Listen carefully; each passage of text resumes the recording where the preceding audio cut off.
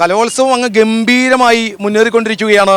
അങ്ങനെ തൃശ്ശൂരിൽ സംസ്ഥാന സ്കൂൾ കലോത്സവം നടക്കുമ്പോൾ പ്രിയപ്പെട്ട സുനിൽ സുഗത, തൃശ്ശൂരിൻ്റെ സ്വന്തം സുനിൽ സുഗത, അദ്ദേഹത്തിന് അങ്ങനെ വീട്ടിലിരിക്കാനാവില്ല. കല എവിടെയുണ്ടോ അവിടെ സുനിൽ സുഗതയുമുണ്ട്. ഏതൊക്കെ വേദികളിൽ പോയി? ഞാൻ ആക്ച്വലി ഇന്നലെ മുഴുവൻ നാടകത്തിൻ്റെ അവിടെ ഇരിക്കുകയായിരുന്നു. നാടകം കണ്ടു, പൂരക്കളി കുറച്ച് നേരം കണ്ടു.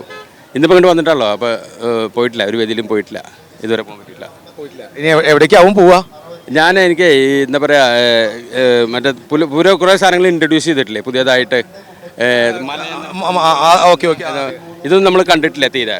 അപ്പോൾ ഇതിൻ്റെയൊക്കെ ഇവിടെയാണ് നമുക്കൊരു അവസരം കിട്ടുന്നത്, ഇത്തരം കലകളൊക്കെ കാണാനും അത് കാണിയിട്ട്. അപ്പോൾ അത് നമുക്ക് കാണുന്നുണ്ട്. മറ്റേ ഈ കലോത്സവവുമായി ബന്ധപ്പെട്ട് കുട്ടിക്കാലത്തെ അനുഭവങ്ങൾ എന്തൊക്കെ പങ്കുവയ്ക്കാനുണ്ടാവും? കുട്ടിക്കാലത്തെ അനുഭവം ഇപ്പോൾ 10ാമത്തെ പ്രാവശ്യമാണ് വരുന്നത് അല്ലേ. അപ്പോൾ കുട്ടിക്കാലം മുതൽ കാഴ്ചയുടെ ഒരു അനുഭവം ഉണ്ട് എനിക്ക് ഭയങ്കരമായിട്ട്. അതായത് എപ്പോഴും കലോത്സവം വരികയും അതിന് വളരെ സജീവമായിട്ട് കാഴ്ചക്കാരനായി പങ്കെടുക്കുന്നുണ്ട്.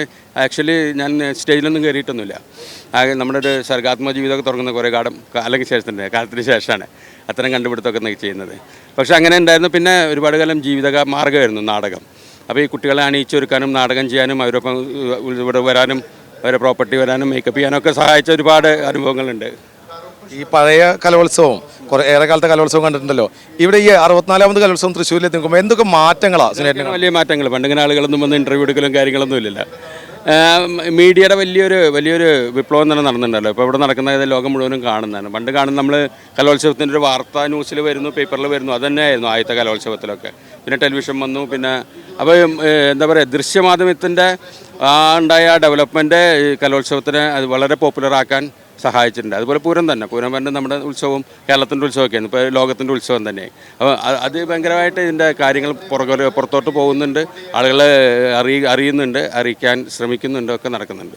യഥാർത്ഥത്തിൽ കലയെ ഹൃദയത്തോട് ചേർത്ത് നിർത്തുന്ന ഒരു വ്യക്തി, അല്ലാതെ ഒരു കലോത്സവം വരുമ്പോൾ മാത്രം നാടകവേദിക്ക് മുമ്പിൽ വരുന്ന ഒരാളല്ല എന്നുള്ളത് തൃശ്ശൂർക്കാർക്ക് എല്ലാവർക്കും അറിയാം. കാരണം ഒരു ചെറിയ വേദിയിലെ ഒരു നാടക അവതരണം കൂടിയാണെങ്കിൽ പോലും സുനിൽ സുഗത അദ്ദേഹം ചിലപ്പോൾ ഒരു മൂലയിലായിരിക്കും അത് കണ്ട് ആസ്വദിക്കുന്നുണ്ടാവും, അതിനെക്കുറിച്ചൊരു അഭിപ്രായം ഉണ്ടാവും. അതുകൊണ്ടാണ് നേരത്തെ പറഞ്ഞത്, യഥാർത്ഥത്തിൽ ആ നാടകത്തെ ഉൾപ്പെടെയുള്ള കലയെ ഹൃദയത്തോട് ചേർത്ത് നിർത്തുന്ന വ്യക്തി. എന്തായാലും അദ്ദേഹത്തിന് കുറേ വേദികളിലേക്ക് പോകേണ്ടതുണ്ട്.